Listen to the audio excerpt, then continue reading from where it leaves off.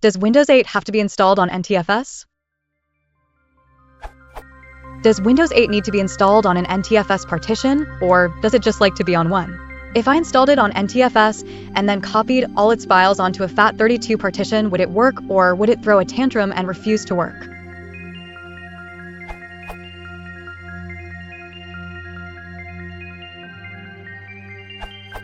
Windows NT 6.x cannot be installed to a FAT or FAT32 partition, because they make extensive use of advanced features of the Ntfs file system, like hard links and junctions.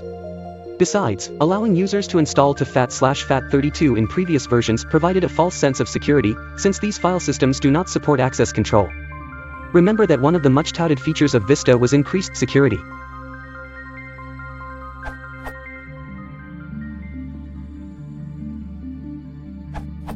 Windows Vista and higher won't install to FAT32, and can only be installed to an Ntfs partition. This is probably due to the use of symlinks, which is not supported in FAT32. As for copying files, that's a no.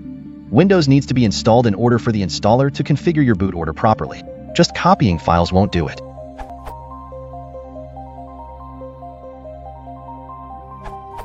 You can't install Windows on a FAT partition. You shouldn't use a FAT partition for your Windows install. You can use a program like Army Partition Manager to create a new partition, but you can't delete your existing partition.